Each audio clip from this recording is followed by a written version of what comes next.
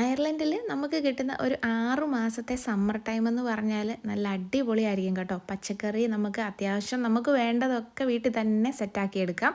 അപ്പം ഞങ്ങൾ കഴിഞ്ഞ വർഷത്തേനേക്കാളും നമ്മുടെ പച്ചക്കറി തോട്ടം കുറച്ചുകൂടെ ഒന്ന് മെച്ചപ്പെടുത്തിയിട്ടുണ്ട്. നമുക്ക് ഇത്തവണ കോളിഫ്ലവർ ഉണ്ട്, ക്യാരറ്റ്, ബീട്രൂട്ട്, സവാള, തക്കാളി, അങ്ങനെ കുറച്ച് നമ്മുടെ വീട്ടാവശ്യത്തിന് വേണ്ട സാധനങ്ങളൊക്കെ റെഡിയാക്കി എടുത്തിട്ടുണ്ട്.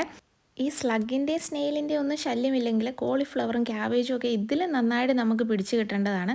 പിന്നെ എനിക്ക് തോന്നിയത് നമ്മളിങ്ങനെ പോട്ടിലും സ്റ്റാൻഡിലും ഒക്കെ ആയിട്ട് ഈ പച്ചക്കറി നടുവാണെങ്കിൽ ഒച്ചിൻ്റെ ശല്യം അത്രയും ഉണ്ടാകത്തില്ലെന്ന് തോന്നുന്നു.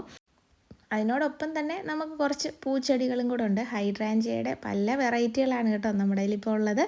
നല്ല ഭംഗിയാണ് കേട്ടോ സമ്മറിൽ ഈ പൂക്കളൊക്കെ ഇങ്ങനെ വിരിഞ്ഞ് നിൽക്കുന്നത് കാണാൻ. ഇനി നമ്മുടെ വീടിൻ്റെ പിന്നാമ്പുറ കാഴ്ചകളാണ് കേട്ടോ. കൂടുതൽ പച്ചക്കറി നമ്മൾ ബാക്ക് ഗാർഡനിലാണ് സെറ്റ് ചെയ്തേക്കുന്നത്. അപ്പം അവിടെ ദേ നമ്മളിതുപോലൊരു പ്ലാന്റർ ബോക്സ് സെറ്റ് ചെയ്തിട്ടുണ്ട്. അതിൻ്റെ അകത്ത് ക്യാരറ്റും ഉണ്ട്, ബീട്രൂട്ടും ഉണ്ട്. പിന്നെ ഒരു പഴയ ടബ്ബ് നമുക്കുണ്ടായിരുന്നു, അത് കളയാതെ വെച്ചിരുന്നതുകൊണ്ട് കഴിഞ്ഞ വർഷം ഉരുളക്കിഴങ്ങ് അതിൻ്റെ അകത്തായിരുന്നു. ഇത്തവണ നമുക്ക് സവാളയാണ് കേട്ടോ അതിൻ്റെ അകത്ത്.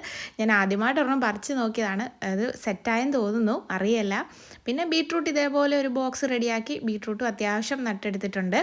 പിന്നെ നമുക്ക് ക്യാരറ്റ് കുറച്ച് വൈകിപ്പോയി നമുക്ക് നടാൻ, അതുകൊണ്ട് അത് അത്രയും അങ്ങോട്ട് വലിപ്പമായിട്ടില്ല. ഇത് നമ്മുടെ ഉരുളക്കിഴങ്ങ് കൃഷിയാണ് കേട്ടോ. കഴിഞ്ഞ വർഷം നമുക്ക് അത്യാവശ്യം നല്ല രീതിക്ക് ഹാർവെസ്റ്റ് ചെയ്യാൻ പറ്റിയോണ്ട് ഇത്തവണ ഒട്ടും കുറച്ചില്ല, നല്ല രീതിക്ക് തന്നെ ഉരുളക്കിഴങ്ങ് നട്ടിട്ടുണ്ട്. പൂവിടുകയും ചെയ്തു. പക്ഷേ ഗൂഗിളിനോട് ചോദിച്ചപ്പം ജൂലൈ അവസാനവും ഓഗസ്റ്റ് ആയിട്ടൊക്കെയാണ് ഹാർവെസ്റ്റിംഗ് ടൈം കാണിക്കുന്നത്. എന്നാൽ പിന്നെ കുറച്ചുകൂടെ അവിടെ നിൽക്കട്ടെ എന്ന് ഓർത്തു. പഴങ്ങളും പച്ചക്കറികളും പൂക്കളും ഒക്കെ നല്ല ആരോഗ്യത്തോടെ നിൽപ്പുണ്ട്. ഇനി നമുക്ക് തേടെ നമ്മുടെ കോഴികളെ കൂടെ ഒന്ന് തുറന്നു വിടണം. ചൂടായാൽ അധികം നേരം നമുക്ക് ഇവരെ ഇങ്ങനെ ഇതിൻ്റെ അകത്ത് ഇടാൻ പാടില്ല. അങ്ങനെ അവരെയൊക്കെ തുറന്നു വിട്ടു. മുയലുകളൊക്കെ രണ്ടുപേരും സുഖമായിട്ടിരിക്കുന്നു. അവരോട് ഒരു ഹായ് ഒക്കെ പറഞ്ഞിട്ട് ഞാൻ തിരിച്ച് ബീട്രൂട്ടിൻ്റെ ഇലയൊക്കെ ഒന്ന് തോരൻ വെക്കാൻ വേണ്ടിയിട്ട് അകത്തോട്ട് കയറിയതാണ്. അടുത്ത വീഡിയോ കാണും വരെ എല്ലാവർക്കും ബൈ ബൈ.